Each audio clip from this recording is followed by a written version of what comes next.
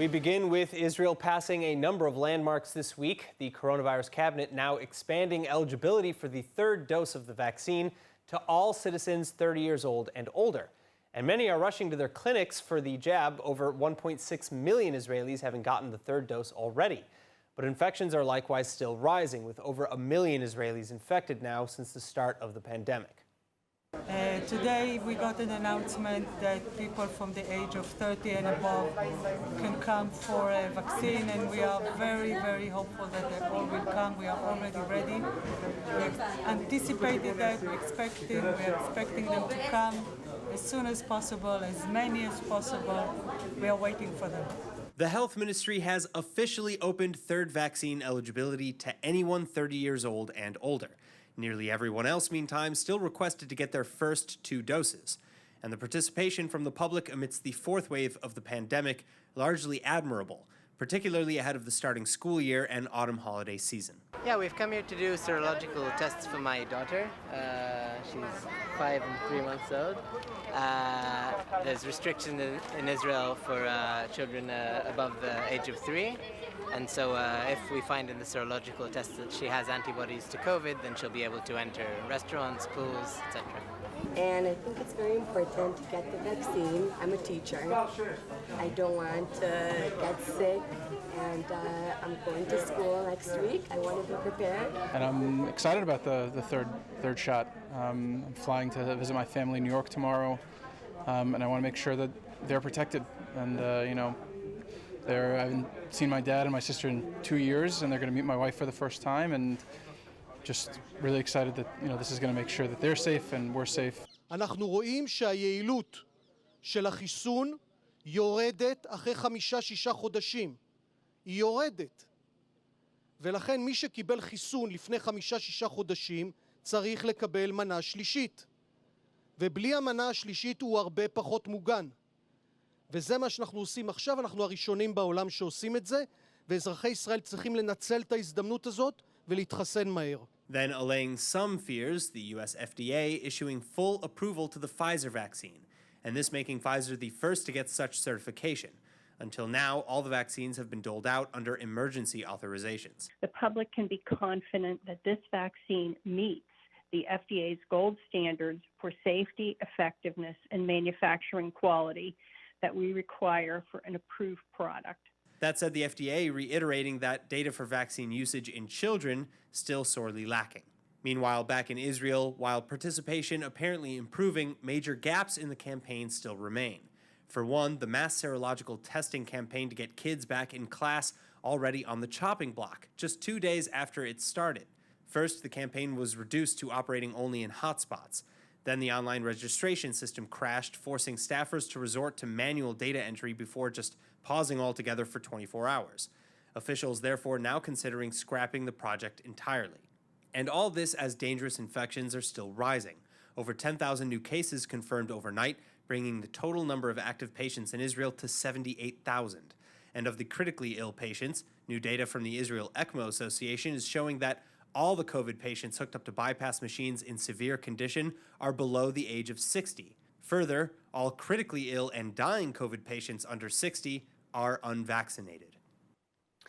Now on to security. Israel's military deploying additional troops along the border with the Gaza Strip as tensions with Hamas continue to escalate. Palestinian groups in Gaza announcing renewed plans to march towards the border fence and continue their violent demonstrations against the Israeli blockade. Egypt, on the other hand, which also maintains the blockade, ignored by the protesters. And the IDF, for its part, saying that it'll act swiftly against any terrorist activity. But again, this all coming on the heels of heightened conflict between Israelis and Palestinians, which have been ongoing throughout the week. They've also left an Israeli border police officer in critical condition with a gunshot wound to the head, and several Palestinians similarly reported injured as they tried to breach the barrier and attack IDF forces.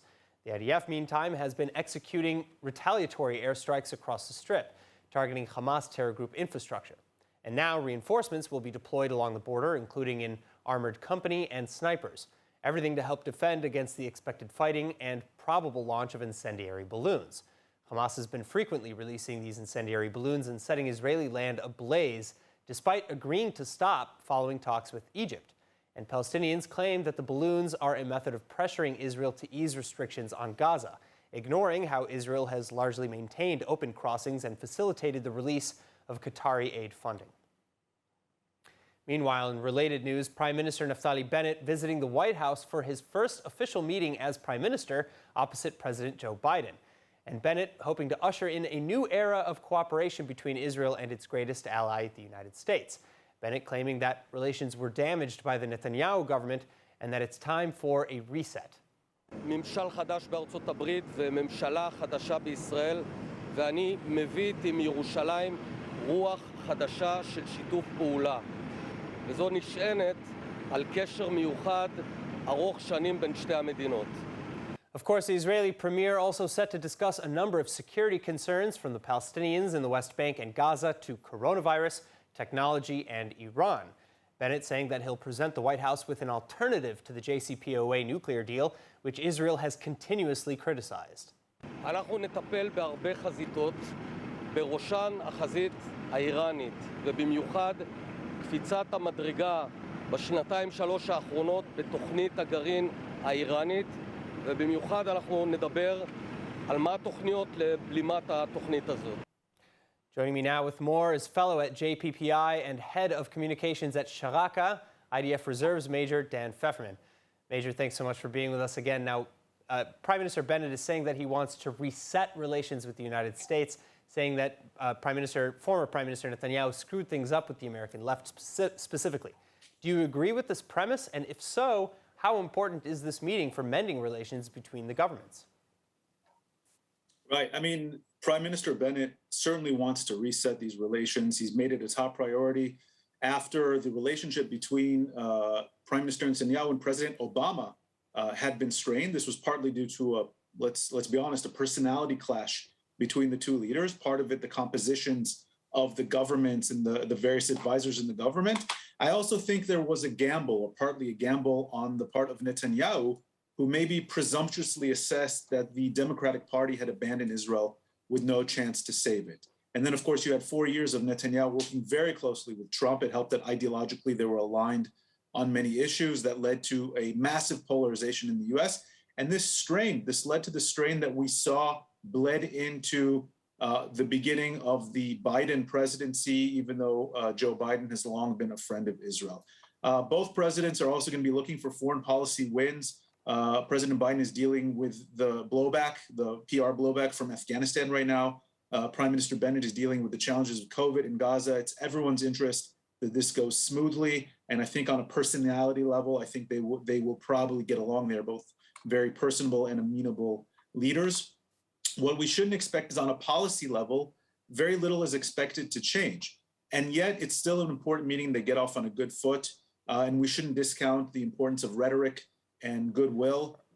If the previous administrations during Obama's time and during Netanyahu, they preferred more public statements and maybe kind of tension, leaks to the press, it looks like these two leaders are going to take a more conciliatory public approach and behind the scenes look to compromise, collaborate, and be pragmatic where they can. And I think it's a very important meeting in that regard. Well, and of course, coming along with what you've said, we've seen plenty of reports saying that the Bennett and Lapid government will speak more directly with the Biden administration, as opposed to how Netanyahu kind of did whatever they wanted.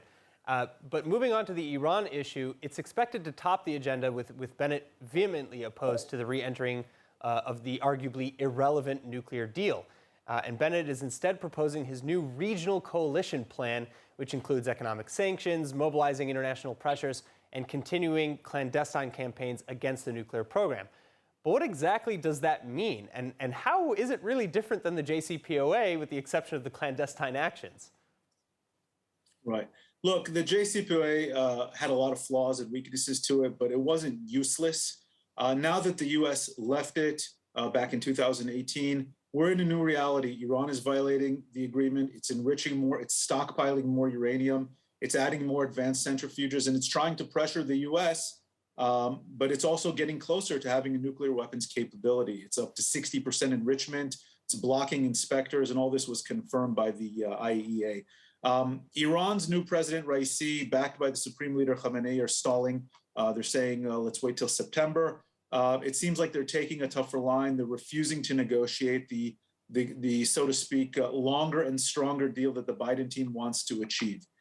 I don't know exactly what this new plan of Bennett's will entail. What I think should happen here and what they should strive for in the talks between them when they meet, Israel should not back any kind of weak JCPOA, especially if there isn't a rollback to the nuclear limitations since 2018 and all the stockpiling Iran has done since then. If Biden can advance on that front and get Iran to roll back its deal, it should do that. And Israel, these two things are not mutually exclusive. Israel should continue its regional campaign against Iran. This is what Bennett's talking about. You can do it in quiet cooperation with new regional allies. That's a good thing. Certainly coordinate steps with the U.S., share intelligence with the U.S., and push back Iran's proxy behavior in the region, which was not affected by the JCPOA deal. So even if they don't agree, they can agree to disagree and still work on a lot of levels together, especially including intelligence sharing. And maybe in the same way that Iran employs its proxies around the region, the US and Israel and other regional powers work in a similar kind of dance. All right, my final question, I want to move on to the Palestinian conflict with Israel. It's been largely suggested that the Bennett government is working on this pragmatic policy of finding the commonality between the very wide array of ideologies in the coalition and focusing on those particular issues where they agree only. Now, a two-state solution is not one of those issues. Ayelet Shaked, number 2, in the Yamina party under Prime Minister Bennett, even said that, if Lapid, alternate Prime Minister Lapid, tries to push a two-state solution, they'll break the coalition up. Now, moving on to the Biden administration, a two-state solution, they are pro-two-state solution. Are we going to see a similar approach from the Biden administration when working with Israel, do you think, in terms of pragmatism and focusing on commonalities? Or do you think that there's going to be some pushback and some conflict with issues like this? Well, this is one of those issues where it could go either way depending on how the sides choose to manage this relationship. And it's clearly one of the sticking points in policy between the two administrations. As you said, even within this government, there is no consensus. You have on one side the right-wing elements who are in favor of settlement expansion and opposed to a two-state solution at almost any cost. And on the other side, you have the more moderate elements, Lapid, and of course, Mirav Michaeli, Nitzan Horowitz, and probably even Benny Gantz, who are going to be against settlement expansion and in favor, at least theoretically in the future, of some kind of two-state solution. I think at this point in time, there are two things that both sides can and should agree on. And they can use this as the bedrock for cooperation and coordination at this time. One is that no matter what the US or Israel wants or doesn't want, there is absolutely no unified leadership on the Palestinian side capable of bringing any kind of political agreement.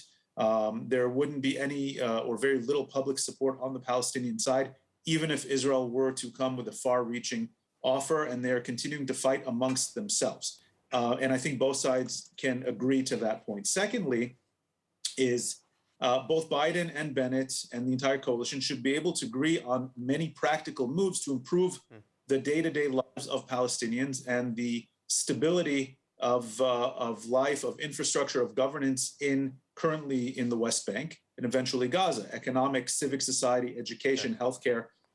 Whether you envision a two-state solution or whatever it is that Bennett and people on the Israeli right envision, both of those have in common the need to start by now reducing tension and friction between Israelis and Palestinians in everyday life by improving the economy, by improving what day-to-day life looks like.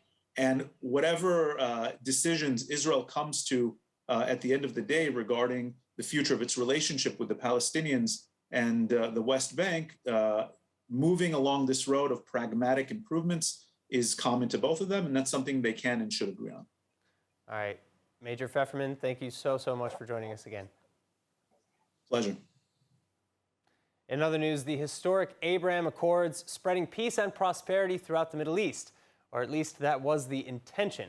But to get the deals signed, you may recall that some controversial agreements had to be included, like the United States' recognition of Moroccan sovereignty over the Western Sahara, a move widely condemned by Algeria, which is in dispute for control over that region.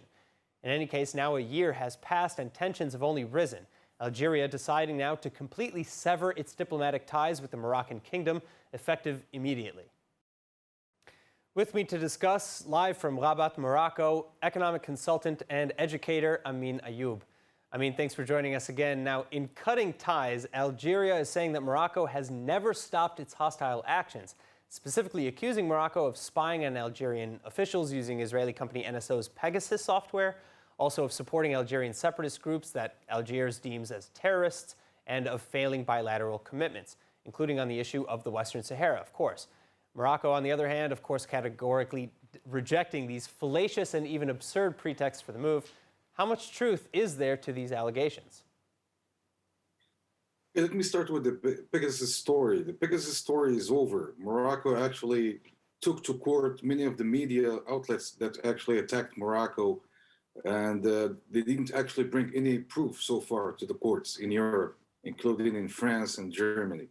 And going back to our story, our history, the historical relationship between us and Algeria.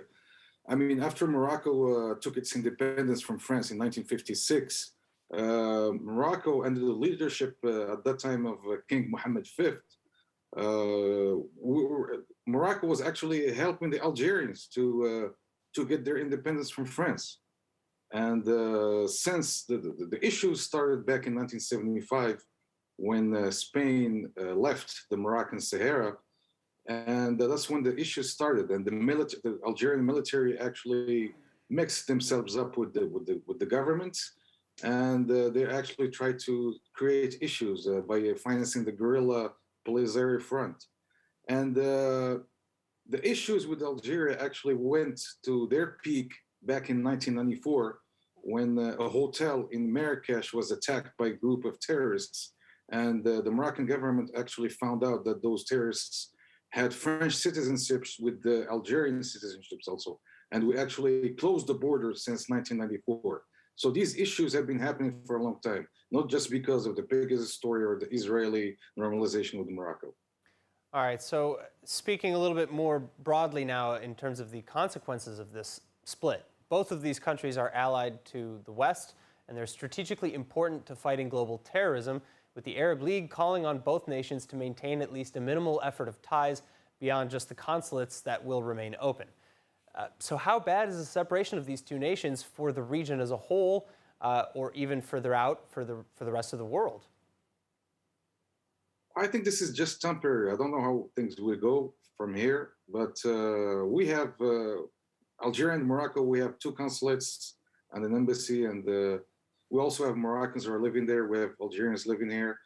On the terrorism front, I don't think Algeria is. I don't think the West actually considers Algeria as a partner, as it considers Morocco as a partner. I mean, Morocco, under the leadership of our King Mohammed VI, Morocco has been working on anti-terrorism action all over Africa, including the Sahel region, Mali exactly, and many other countries. I don't think Algeria has been financing the Polisario guerrilla front for a while now against Morocco. All right, so what about with respect to Israel? Because Algerian officials, even as an aside, dragged Israel into this conflict, saying that Foreign Minister Lapid's visit and comments in Rabat very recently, some of which were critical of Algeria's potential ties to Iran, were unacceptably offensive. Morocco says that Algeria would do better to focus on its own issues. What part does Israel play in all of this, and how is Israel going to be affected? All right, Lapid is not going to actually make comments without having proof. So that's obvious. And also, as you know, many Muslim countries, when there's an issue, an internal issue, Israel is always blamed for something. So I'm not actually shocked by this comment that they actually made. Do you see Israel as a smokescreen issue then, or is Israel not related at all to this? Because again, this is coming on the heels, at least adjacently, of the Abraham Accords.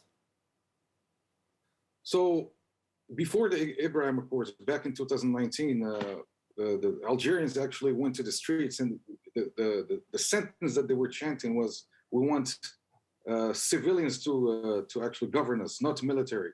So this is an internal issue, and they're trying to actually focus on Israel because they have too many internal and external issues that the military government is actually making.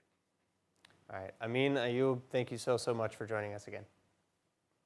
Thank you. Moving on, major congratulations are in order. An explosive first day for Israel at the 2020-2021 Summer Paralympic Games, as Arab-Israeli swimmer Iyad Shalabi has taken gold in the 100-meter backstroke final. Hatikva, Israel's national anthem, playing even earlier than anticipated in Tokyo this week, as 34-year-old Israeli swimmer Iyad Shalabi stunned the world with his incredible start to this year's Paralympic Games. Shalabi placing first out of 6 in the 100-meter backstroke final Wednesday morning, the first day of the competition, with a time of 2 minutes and 28.04 seconds, and thus Shalabi becoming the first ever Arab Israeli to win a gold medal at the Paralympics. His medal being Israel's 375th from the Paralympics in general, though, and the 167th for swimming. Shalabi's coach, Yaakov Benenson, choking back tears, though, saying that he's very excited that the gold went to Shalabi because this is his 4th Olympics, and he was always in 4th place, but he kept going, proving that persistence truly pays off. Likewise, Shalabi's father, Youssef, saying that he was so thrilled for his son that he cried, adding that Iyad's been training for over 6 years. Meanwhile, as for how the race was decided so fast, there were no qualifiers or semifinals for the competition due to the small number of participants competing with Shalabi's same degree of disability. Shalabi grew up in Shfaram, an Arab-majority city in Israel's north, and while born partially deaf and mute, it wasn't until age 12 that he also became a paraplegic, losing the use of both legs after falling from a rooftop. Shalabi has also previously been featured in the documentary short Swimming Against the Current, which follows his experiences around the 2015 World Championships in Scotland. Now let's take a look at the weather forecast.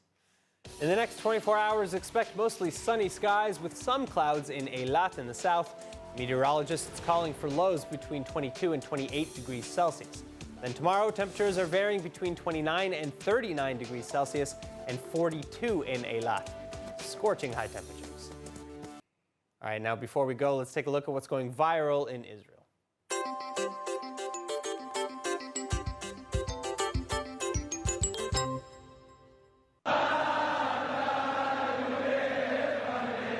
What we're seeing here is from yesterday at 1 o'clock in the morning. Thousands of people came to Soroka Medical Hospital to pray for the healing of Berel Hadaria Shmueli. He's the staff sergeant, IDF staff sergeant from the Border Patrol who was shot in the head tragically along the Gaza border. And here you see all the Israelis doing slichot and praying. It's really a beautiful sight.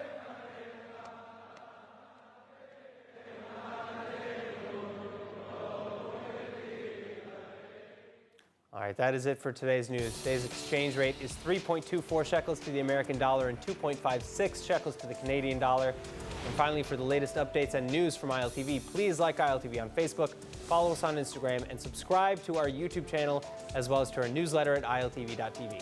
I'm Aaron Porras. Be well. Thank you very much for watching.